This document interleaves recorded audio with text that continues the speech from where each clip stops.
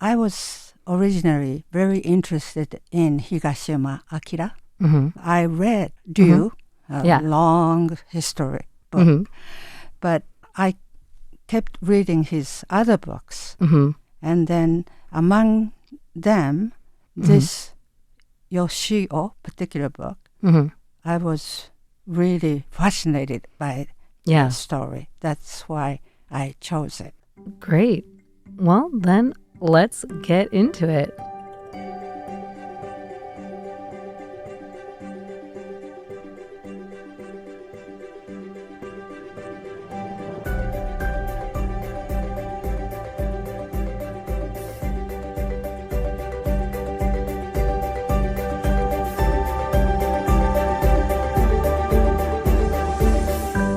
Hello, everyone, and welcome to Tales of Our Times. This is a show where we discuss the stories that move us, what makes them so meaningful, and why others could or should find meaning in them as well. This is not a spoiler-free show, so bear that in mind as you continue to listen. We tackle books, movies, podcasts, and more. Where there's a story, there's a reason to read. I'm your host, Amanda Stevens, and joining me today is a very special guest, Yasuko Fujie.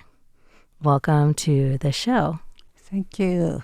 So I'm very excited to have you here. Is there anything you would like to say to introduce yourself?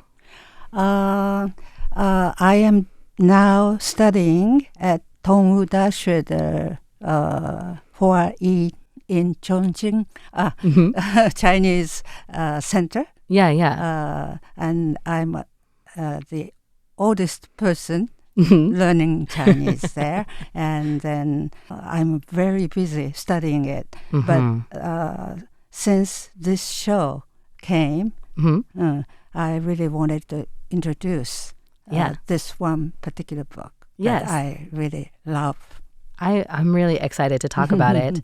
Now, listeners, something I think is very exciting, at least for me, is that Yasuko is a Japanese literature, well, would you say professor? So I majored in Japanese literature in the United States before. And then after I came back to Japan, I taught international students Japanese literature using English. But traditional Japanese literature may not be interesting for the audience. And I came across with this particular story. That's why I wanted to recommend it. So let's talk about that book then. What story have you brought for us to talk about today? This book was written by Higashiyama Akira, who received Naoki Prize in Japan. The Naoki Prize is a literature prize in Japan. That's very high esteem, right? Yes. One of the two major prizes. And Higashiyama Akira received this award for his first book named Ryu. And I read it, but it's a very long story. So, and I liked this shorter story. Yoshio. It means night tide. And it has a strong theme in the story that really made me want to talk about this today. Yeah, it really drew you into the story about it. So today we're talking about Yoshio, especially because it's not as well translated as the others. So, if we are talking about this story today and it gets your interest, maybe listeners, start asking around. See if you can find someone who would be willing to help you check out this very interesting book. It may be very difficult to check out on this because it's not translated into Chinese or English. Not yet. His first work, Ryu, is translated in Chinese, so Taiwanese people can access to it. This particular novel, Yoshio, is about the one rogue should I say, Yeah. outlaw person? Well, we can start there. I'll say, Okay. let's get into a summary of what happens in Yoshio. Oh, okay. Because I'm really curious to know what happens. Okay. This story takes place at the end of shogunate era, Tokugawa shogunate era. There were two political parties, the emperor's side, and then the Tokugawa shogunate side. Oh, yes. And they were kind of in a dispute for power over Japan at that time. Japan. Is that true? Tokugawa shogunate was the only period in Japan that did not have emperor. Oh, okay. So that's very important to this part. Those two groups were in, conflict. Fighting. Yeah. So the time frame of this novel is Edo era. At the end of Edo era. And Renpachi, the main character, and then his girlfriend is from the countryside, and they came to Kyoto. But this time was a feudal age. There were caste system. All the country people were exploited by the government. Renpachi and Hachiho, the girl, comes from the countryside, and they came to Kyoto for better life. And then Renpachi get involved in the Shinsengumi, so-called, who supported the shogunate. And so the Shinsengumi, that is a party, or is it like it's discipline a group of samurais who protect now this time who protect the shogunate, right? Yeah, but the girl is anyway had to be a prostitute. That's the only way she can make money, right? And then Renpachi wanted to rescue her from this there. Life, this profession. And so he tries to steal money to save her. So he steals money from the gambling house. Oh, no. And then the owner of the house is really mad, so he hired an assassin called Yoshio. The Yoshio, the title of the book, the name of assassinator. And so Yoshio chase Renpachi or the girlfriend? Renpachi, who is running away to Edo. And from Kyoto to Edo, Yoshio, the assassin, followed him. And then finally, the girl gets the money. Oh, good. Somehow from Renpachi. So she is saved. But at that right time, Yoshio kills Renpachi. Oh, no. So Yoshio had his own sense of value that he wanted to see the hero, succeed in giving the money to the girl. Oh, so he waited. So he followed them, and then he waited until Renpachi was able to give the money to his girlfriend. Yeah. The most interesting thing is about Yoshio always followed him to kill him, but to let him, succeed in his endeavors. Yeah. So can I ask you a question then? As he's following him, is he just watching Renpachi, or is he like occasionally helping Renpachi on his way? Renpachi cannot see Yoshio, but he can feel him following all the way. Yeah. And then Renpachi can feel that Yoshio's mind, so he can find out when Yoshio is killing him. Oh, so he knows. He gets this like supernatural sense, kind of, that like Yoshio will wait until he succeeds. Oh, yeah. Wow. What an interesting idea throughout this whole thing. That like Yoshio's kind of like the ghost that follows him. And is that where the novel ends, after Renpachi gives the money to his girlfriend and then dies? Yeah. May I ask you then, what was your first encounter with this book? Where did you first read it? Higashiyama is not Japanese. Right. So a quick note for all of our listeners out there. Yasuko told me that Higashiyama, while he is a writer in Japan, his mother and father are both Taiwanese. And they actually moved to Japan when he was just 5 years old. So he was brought up and educated in Japan to the point that actually his Japanese is better than his Chinese. I happen to know him in person. Wow. Because we taught at the same university. Oh, so you were colleagues. Mm-hmm. And I knew his mother. Oh.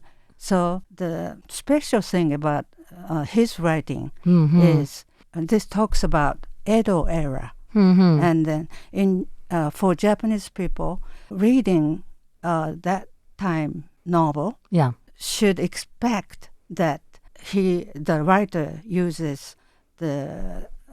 Maybe like the language or the customs of the time period? The language is different. And then culture is different.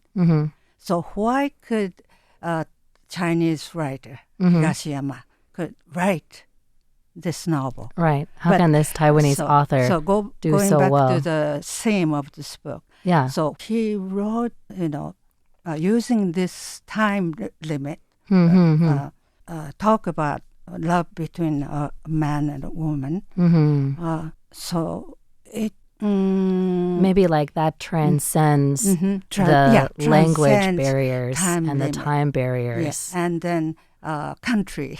Yeah. Well, it's true. So it made it more powerful. Yeah. It gave me more powerful impression. Yeah. That human needs love. It's like that feeling of love is what really drives it. And not just love, based on what you told me. It also sounds like, of course, romantic love, but maybe on another level, like compassion for other humans based on the assassin's character, that he will wait until that moment, he has the compassion for these two, that even though he has his job and he still plans to fulfill it, he won't do it until he feels like they have had closure or they have had freedom as well. So I think it's a very powerful message. And I also wanted to say that because the author, maybe he did historical research on the language and the culture. But because he's looking at this from not only Japanese point of view, that made this love even more pure kind of love. Yasuko later asked me to help her clarify that the one reason that she finds this book so extraordinarily valuable is because as a non-Japanese person, she thinks that Higashiyama has a much more universal outlook on love between men and women. May I ask you, is that why this story was so meaningful for you? Was that feeling of love throughout the story? Or was it something else? So, the love between a man and a woman in this particular book really hit me, And maybe I'm repeating again. Oh, it's okay. But if he was a Japanese, he could just only see from Japanese point of view, right? But he had wider experience and then focused on this time limit. And then the language he uses is not typically Japanese, but using the kind of language he knows now made this story more limitless for other people to kind of like read. More timeless or more relatable. So would you say that the way that it is written is in like a more modern tongue, or do you think that it is like in a speech that is just kind of more like an everyday tone to it? So then looking wider, I think, why do you think that this story is a tale of our time? Or what do you think is the meaning that other people would find in this book? Because for one, it sounds like a fun, interesting historical story about this couple in a difficult situation. I read one reviewer's impression about this book and said, I thought, yes, I really felt the same way as this person said. He said that I wish I could have this kind of experience, personally. Yeah, risking his life. Wow. And then Renpachi knew he was going to die, but he was happy when he died, and then risking his life, he saved this girl. It's like his purpose became more important to him. So do you think that this book can help to teach other people, or maybe not teach, I think that word is too direct, but do you think that this book is then a good kind of example of a well-written character who's living for purpose, or an example where your purpose supersedes maybe even your well-being? Yes. I think it's kind of a universal love, not just limited in this era. That's why Higashiyama wanted to write this time limit. Yeah, the time period. Why Higashiyama chose this Edo era to describe their as a story? It was a very hard, difficult time for peasants and other people other than samurai. Anyone who didn't have a title. And the type of language he uses is not the language they used in those times. So I was wondering why. But for describing this love between Hachiho and Renpachi becomes more, pure, have more pure element in their love. More universal, using more universal. The modern language to describe it in this past time. That's why Higashiyama intended. Yeah. And that's something that really stood out to you as well. So, we actually are almost out of time. But I have one last question, which is, if you were to give this story, Yoshio, a one-phrase subtitle of your own, what would that be? Maybe a good subtitle of this story, I think, Your Life is Mine, or Renpachi's My Life is Yours. Yeah. That's which means Renpachi's life is Hachiho's life. Yeah. That's his purpose, right? Is to help his girlfriend. Okay. Oh, listening to you say it again gave me goosebumps. It sounds very touching. Well, thank you so much, Yasuko, for coming on to share this story. I'm really glad we got to talk about it. I hope it can get translated soon, like Akira Higashiyama's first work, because it sounds really interesting. Foreigners have no access to this story because it's not translated. But I hope this will be translated, in the future. Well, yes. I think that one way things get translated is by people asking for it. So maybe after talking about it today, we can get more interest and maybe it will be translated. Or at least start by searching for Ryu and look for his other books. Well, thank you so much for joining me today. You're welcome. I have really enjoyed our conversations. Okay. Thank you. And thank you to everyone out there for joining us today on Radio Taiwan International. This has been Tales of Our Times with me, your host, Amanda Stevens, and our guest, Yasuko Fujie. I hope that you enjoyed learning more about Yoshio, My Life is Yours, a tale of our time. And we'll see you next time.